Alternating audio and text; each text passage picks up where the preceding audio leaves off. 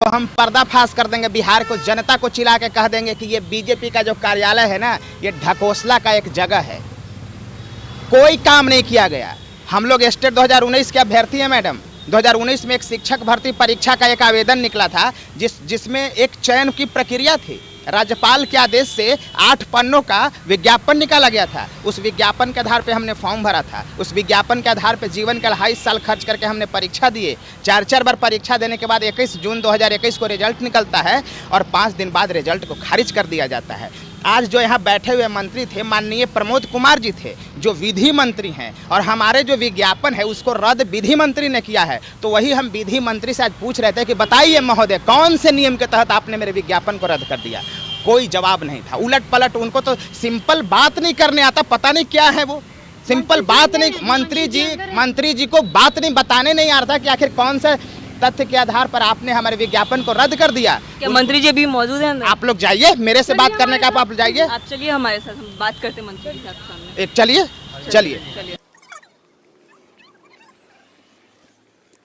अभी हम लोग बीजेपी कार्यालय में अंदर जा रहे हैं, जहां पे इन्होंने बात की थी मंत्री जी से। आइए हम भी इनके सामने ही मंत्री जी प्रमोद कुमार जी से मिलने जा रहे हैं, क्योंकि अभी जो स्टूडेंट थे, मेरिट लिस्ट वाले स्टूडेंट, वो भी उनसे मिल के आए और उनको वहाँ से निकाल दिया गया। सिर्फ एक ही बात पूछना है, कौन से नियम के आधार पर विज्ञापन को? सिर्फ एक ही बात पूछना है मैम कि आखिर किस आधार पे आपने विज्ञापन को रद्द कर दिया? आप विधि मंत्री थे, विधि मंत्री के रहते आपने किस आधार पे विज्ञापन को रद्द किया? आप बताइए। कोर्ट में लोग क्यों जाए? अगर सब चीज़ न्यायालय में हो तो फिर क्यों है सरकार में आप मंत्री? हम कोर्ट में क्यों जाएंगे? आप क्या बैठ करके हमारे खिलाफ अन्याय करेंगे? यही बात पूछना है उनसे, जरा पूछिए आप। चलिए, अभी हम लोग आ चुके हैं सहयोग, भारतीय जनता पार्टी का जो सहयोग कार्यालय है वहाँ पे आ चुके हैं, और आइए प्रमोद जी से बात करते हैं और जानते हैं कि जो इनकी दिक्कतें हैं वो कब तक वो शॉर्ट आउट करेंगे।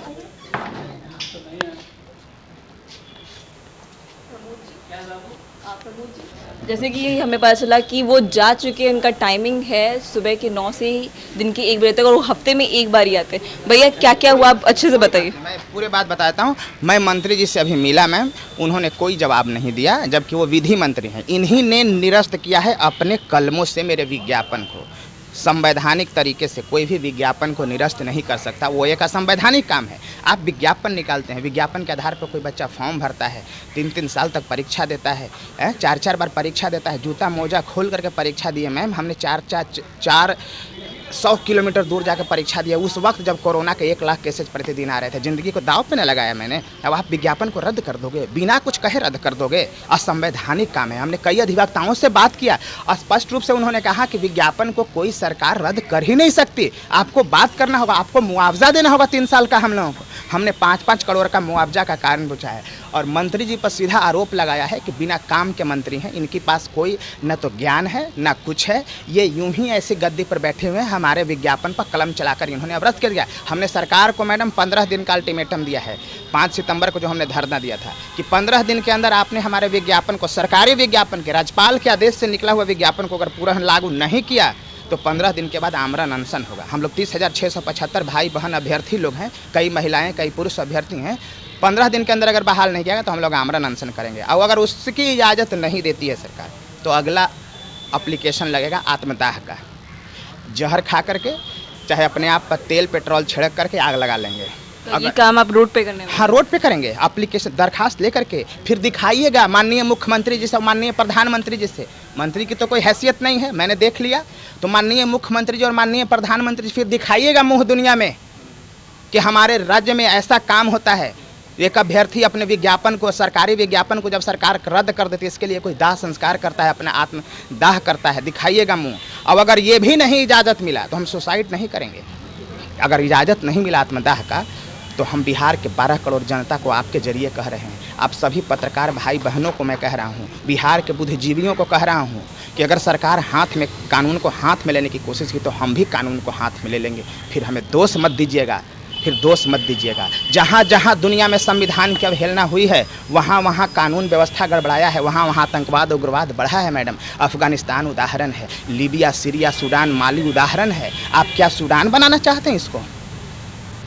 हम कानून को अगर हाथ में ले लेंगे, क्या होगा? अगर कोई सॉन्डर्स बनने की चाहत रखता हो तो हम भी शहीद आजम बनेंगे।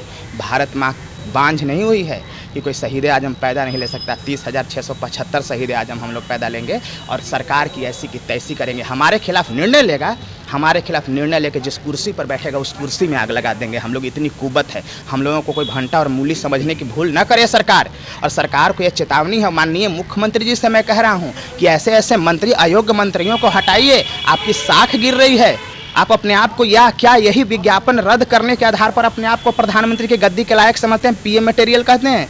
ये आपको पता है क्या हाँ इज्जत चला जाएगा। इसलिए माननीय मुख्यमंत्री से मेरा नम्र निवेदन है कि आप मेरे विज्ञापन का पालन करवाएं, सरकारी आदेश का पुनः लागू किया जाए। मेरा यही प्रधानमंत्री मुख्यमंत्री जी से और दिल्ली में भाजपा, चूँकि भाजपा कार्यालय है, प्रधानमंत्री जी से नम्र निवेदन है। और हम मैसेज भिजवाने के पक्ष में हैं, मैं भिजवा रहा हूँ। तो मेरे और 2 साथी हैं, इनसे भी कुछ विचार लिया जाए। मैडम भैया आपको क्या दिक्कत है, आप लोग भी मेरिट लिस्ट में ही हैं? हाँ, मेरिट लिस्ट में तो है ही, लेकिन जो है मेरिट लिस्ट को जो है नॉन मेरिट घोषित किया गया है। दोनों की इक्वल बताया गया है। माननीय विजय चौधरी जो ज्ञानी हैं और उनका जो है आशीर्वाद जो है मिला हुआ है मुख्यमंत्री नीतीश कुमार का। नीतीश कुमार चाहते ही नहीं है कि वो जो है हम लोग के साथ आ करके जो है बात करे, लेकिन मुख्यमंत्री को जो है ये कभी चिंता नहीं रहा कि लड़का लोग क्या कर रहा है नहीं कर रहा है, मेरिट लिस्ट में है तो वो लोग किधर जाएगा नहीं जाएगा। वो तो जो है शोषण करने के लिए बैठे हैं और शोषण हम लोग नहीं होने देंगे अपने आप को। क्यों?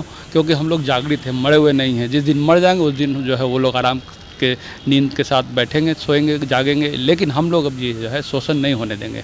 और आने वाला समय में हम लोग जो है और आगे बढ़ कर के प्रदर्शन करेंगे।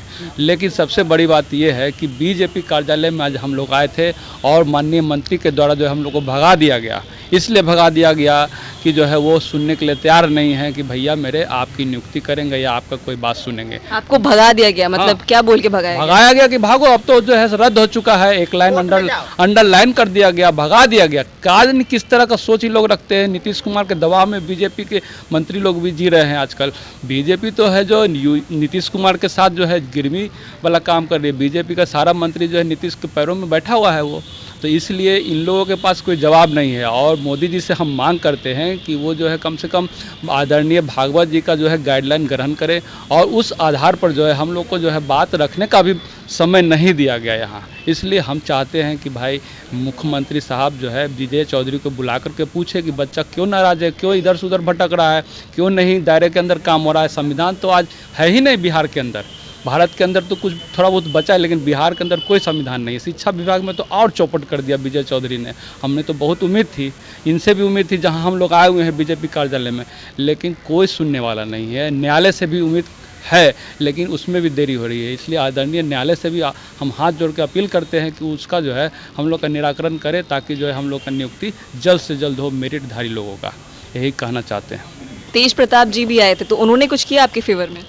हाँ, उन्होंने तो हमारे आंदोलन का समर्थन किया है और विपक्ष से ही उम्मीद हम लग रहा है, क्योंकि जो भी सरकारें बैठे जो है वो उनकी मंशा नहीं है कि हम लोग को नियुक्ति देना। हम लोग मेरिट लिस्ट में हैं, लेकिन उनका मंशा नहीं है कि हम लोग को नौकरी दें। हम आज आए थे भाजपा के कार्यालय में और विधि मंत्री बैठे हुए थे, इनसे यही पूछने कि किस आधार पर हम लोग का जो एडवर्टाइजमेंट था उसको रद्द किया गया। हम लोग तो मेरिट में आए थे ना, हम लोग तो मेरिट में आए थे, तो हम लोग को फिर मेरिट को क्यों रद्द कर दिया गया? इसीलिए हम विधि मंत्री से पूछने आए थे, लेकिन विधि मंत्री ने हम लोग को डांट कर भगा दिया और उन्होंने कहा कि आप जाओ तुम लोग, कोर्ट में केस है, कोर्ट में केस है। हम गरीब छात्र कहाँ से कोर्ट में लड़ेंगे? कोर्ट में लड़ेंगे हम जाकर के सरकार से?